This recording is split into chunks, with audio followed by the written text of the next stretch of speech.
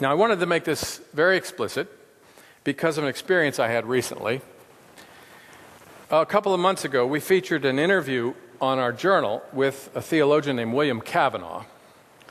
He's the author of a book called Being Consumed: Economics and Christian Desire. The first sentence of that book reads as follows: "Some Christians may be tempted to assume that economics is a discipline autonomous from theology. Many Christians, however, intuit that what we do with our money and our stuff should be directly informed by how we relate to God." Those are the opening two sentences. Now, this book is a slim collection of 4 essays on 4 themes common in economic discussions: the free market, consumerism, globalization, and scarcity.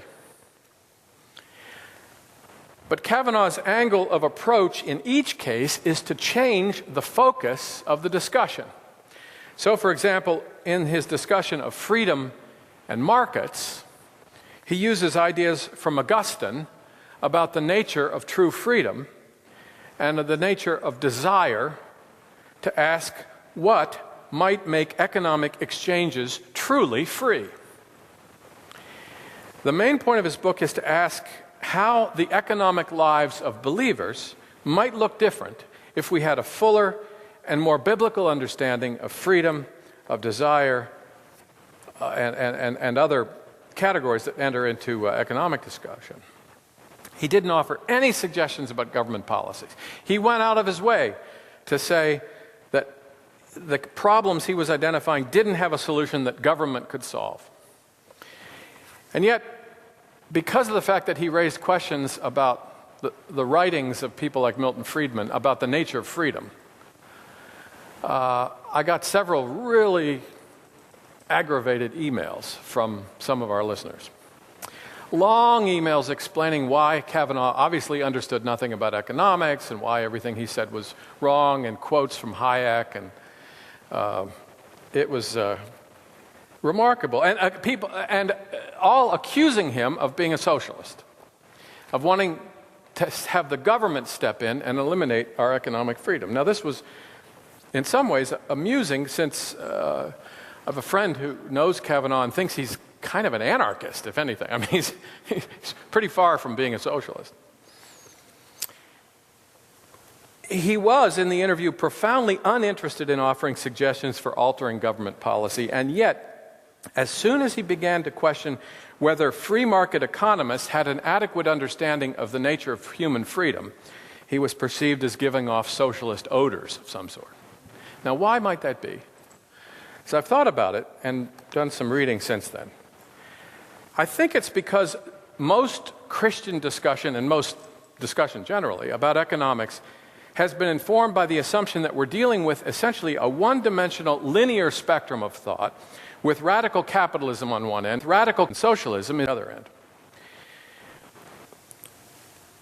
And so any debates about economics have to be placed somewhere on that spectrum. And I think that assumption is evidence of a larger assumption, or even more basic modern assumption that I'll address later tonight, and that is that the only important actors in society are the free individual, the autonomous individual, the independent self, and the state. That those are the only 2 important actors to consider. And so the debate between capitalism and socialism is a debate between how to apportion authority, power, between individuals on one hand and the state on the other. And I hope that in my talk tonight, as well as in our discussion and Amy's talk tomorrow, we can add some other dimensions to how we think about economic life. It's not just a linear choice. Where do you fit on that spectrum? There are other actors. There are more actors in this drama besides autonomous individuals and the all-powerful state. And when we, as I hope I make it clear, when we restrict our thinking about economics to those 2 options, or some combination of them, then we eliminate some important factors in the possible richness of how we might think about economics. Now, as I was preparing this talk, I thought, well, am I Am I cheating by taking a talk about economics and converting it into a talk about culture more broadly? It's like, they say people understand things from their own point of view. A guy who sells aluminum siding is going to understand the history of all of Western civilization in terms of siding. And so is that what I'm doing? I don't think so. I was actually quite heartened in reading a book by Stephen Margolin, who's the Walter S. Barker Professor of Economics at Harvard, who recently wrote a book called The Dismal Science. And the subtitle is How Thinking Like an Economist Undermines Community. And I figure he's got a chair in economics at Harvard. He obviously knows more about this than I do. It's a book I'll talk about more later. And in that book, one of the things he does is to explore the connections between the way modern economic thinking took shape and in light of the forming of modern Western culture more generally. He has a chapter called The Cutting Edge of Modernity. And in it he asserts this: economics is intimately connected to modernity. The foundational assumptions of economics are, in my view, simply the tacit assumptions of modernity.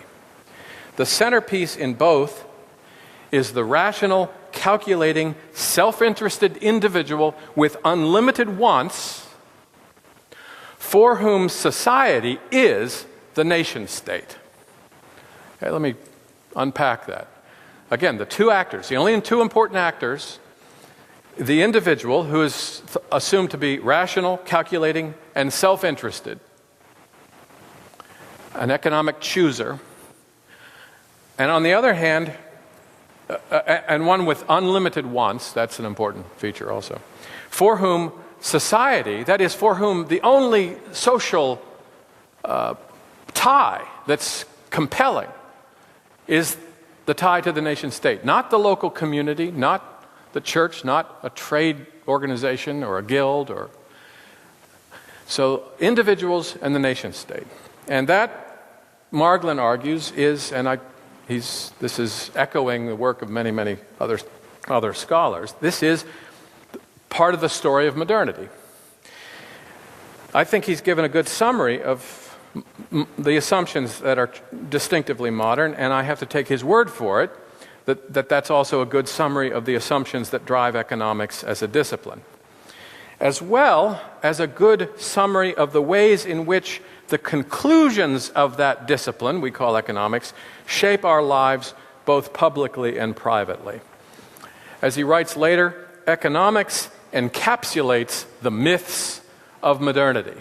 And just in case we're not sure what he means by myths, he pulls out his American Heritage Dictionary, definition 3, and cites, by myth I mean a fiction or half-truth, especially one that forms part of the ideology of a society. And towards the end of my talk tonight, I want to look at some of the ways in which Margolin does summarize those myths of modernity and of modern economics. Now, the term the economy is obviously an abstraction. You can't go out and see the economy somewhere. It summarizes many complex commitments and transactions.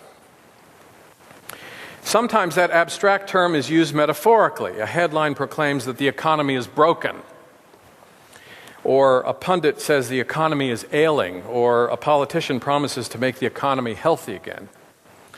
But it's an abstraction. It might be imagined as a machine or as an animate being, but it's commonly spoken of as a unified whole, as one thing in some way.